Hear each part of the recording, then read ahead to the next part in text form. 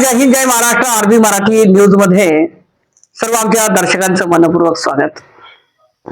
मित्रांनो, चिखली नगर परिषद निवडणूक 2025 ची रणधुमाळीला या ठिकाणी सुरुवात या ठिकाणी झालेली आहे. सर्वच पक्षाचे उमेदवार रिंगणामध्ये आहेत. याच्यातून एक स्पष्ट या ठिकाणी होते की आज जनतेचा कौल जर म्हटलं तर फक्त एक माणसांचा चेहरा बघून या ठिकाणी मतदान या ठिकाणी होणार आहे, असं या ठिकाणी चित्र बघायला मिळतंय. आणि त्याच आधारावर आपण या ठिकाणी हितगुज करणार आहोत आदरणीय निलेशजी अंजनकर यांच्यासोबत, जेणेकरून या ठिकाणी प्रभागामध्ये त्यांनी उमेदवारी या ठिकाणी मागितलेली आहे आणि त्यांचा प्रचार सुद्धा या ठिकाणी चालू आहे. हार्दिक स्वागत, सुस्वागतम. आज या ठिकाणी जी चिखली नगर परिषद 2025 ची जी निवडणूक आहे ही काही आपल्यासाठी या ठिकाणी नवीन नाही आहे. या अगोदर सुद्धा आपण निवडणुकी या ठिकाणी मध्ये रिंगणामध्ये उतरला होता.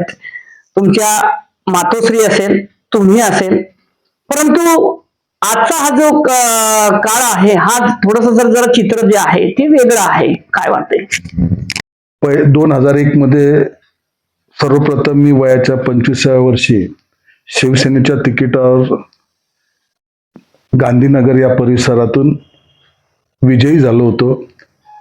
त्यानंतर 2006ला भारतीय जनता पार्टी सोबत शिवसेनेची युती तुटली होती.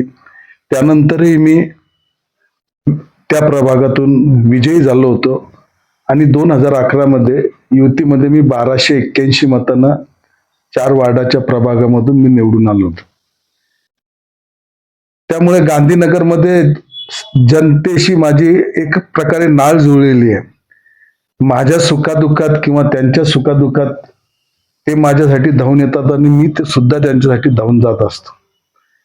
निश्चित मी काम करणार आहे, रस्त्यावर उतरून जनतेसाठी आंदोलन करणारं माझं काम आहे आणि त्यामुळे मी भारतीय जनता पार्टी मध्ये गेल्या काही दिवसापूर्वी प्रवेश केला होता. कारण की माझा परिवार हा जनसंघाचा आहे. माझे वडील 18 महिने आणीबाणीमध्ये मिसामध्ये होते.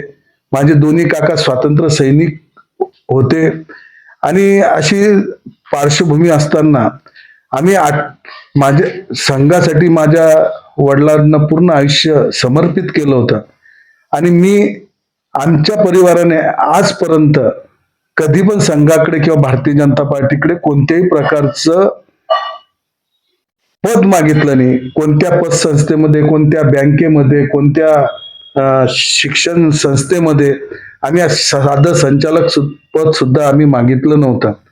परंतु आम्ही नगरसेवक पदही मागितलं तर ते मित्र पक्ष शिवसेनेकडे गेलो आणि तिथं आम्ही आमचं पद मागितलं आणि तिच्यावरही आम्ही 3 वेळा आम्ही निवडून आलो. एकदा पडलो, थोड्या मतानं पडलो, पण यावेळेस पहिल्यांदा आम्ही आमच्या वडिलाच्या कामाच्या ह्याच्यावर आम्ही पहिल्यांदा भारतीय जनता पार्टीला आम्ही तिकीट मागितलं होतं. परंतु आम्हाला दुर्दैवाने मिळालं नाही.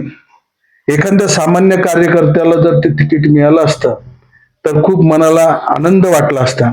कारण की आदरणीय या देशाचे पंतप्रधान नरेंद्र मोदी यांनी सांगितलेलं आहे की राजा का बेटा राजा बनेगा नहीं.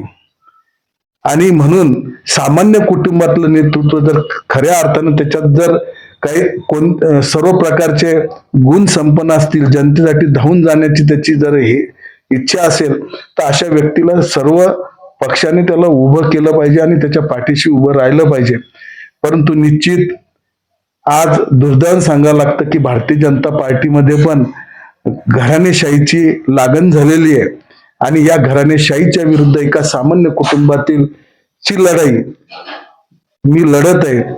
नेहमी इतिहास साक्षी आहे की नेहमी इतिहासातही अश्वत्थामाचा अंगठा कापला गेला होता आणि इथेही अनेक अश्वत्थामे या भारतीय जनता पार्टीमध्ये तयार झालेले आहे की त्यांचे अंगठे कापल्या गेलेले.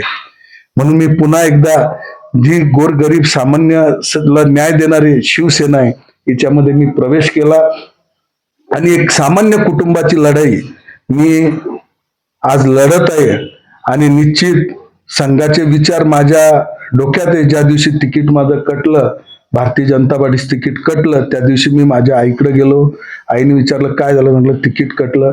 कदाचित आज माझे वडील असते तर मला तिकीट भेटलं असतं. तेव्हा आईनं सांगितलं ते संघाची टोपीच घालत नव्हते तर संघाचे विचार पण त्यांच्या डोक्यात होते.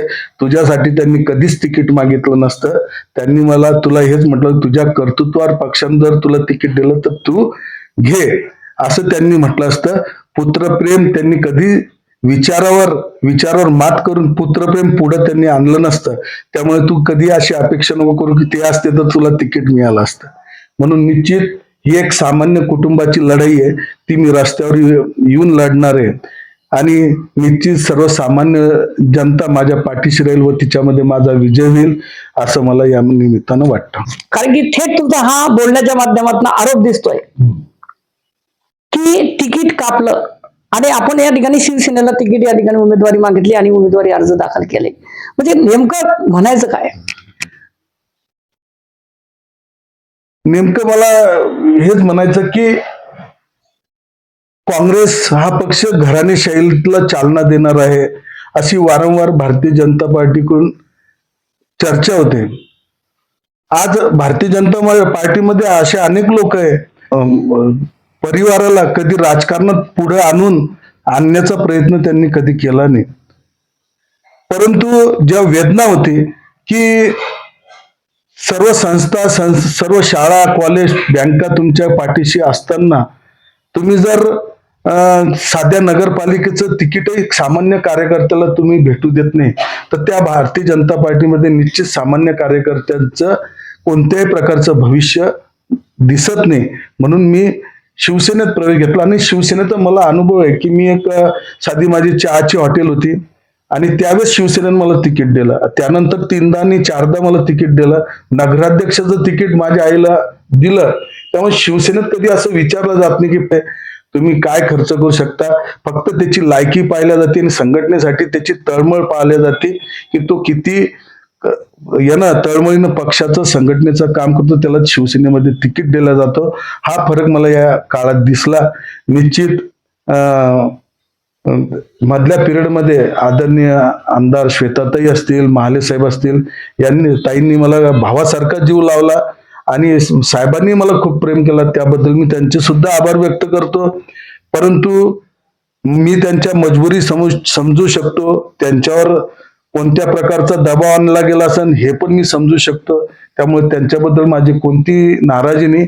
मी ही लढाई माझ्या सामान्य कार्यकर्त्याची लढाई मी ही लढत आहे आणि निश्चित यात माझा विजय होईल, यात माझ्या मनात कोणत्याही प्रकारची शंका नाही. आपण बाळासाहेबांचे या ठिकाणी निष्ठावान कार्यकर्ते आहात. परंतु आमदार श्वेताताई महाले यांनी केलेला हा जो चिखली मतदारसंघामध्ये शहरामध्ये जो विकास आहे तो विकासाला दुमत नाही. परंतु अशा पद्धतीचा विकासाचं जे पर्व या ठिकाणी सुरू आहे आणि त्या विकासाच्या पर्वामध्ये या ठिकाणी भर टाकण्याचा प्रयत्न या ठिकाणी आणखी या ठिकाणी भारतीय जनता पार्टीकडनं केला जातोय. काय वाटतंय आपल्याला? निश्चित श्वेताताईंनी विकास केला याबद्दल माझ्याही मनात शंका नाही. परंतु ताई जेव्हा कोणताही नेता जेव्हा आमदार म्हणतो, मोठ्या पदावर जातो, तर त्याच्यासाठी कार्यकर्त्याचं परिश्रम असतं आणि ताईंना मी सल्ला देणारा इतका मोठा व्यक्ती नाहीये, पण ताईला या निमित्तानं सल्ला देतो की ताई, कार्यकर्त्यांची नाळ तुम्ही तुटू देऊ नका. कार्यकर्ता हा रस्त्यावर येऊन काम करत असतो आणि जे असे कार्यकर्ते असतात यांना सांभाळा आणि परिवारवादालाच तुम्ही कोणत्याही प्रकारचं खतपाणी घालू नका, ही मी त्यांना विनंती करतो. कारण की त्यांनी स्वतः नगराध्यक्ष पदासाठी त्यांच्या परिवारातून नाव असताना सुद्धा त्यांनी त्यांच्या परिवारातला व्यक्ती त्यांनी दिला नाही.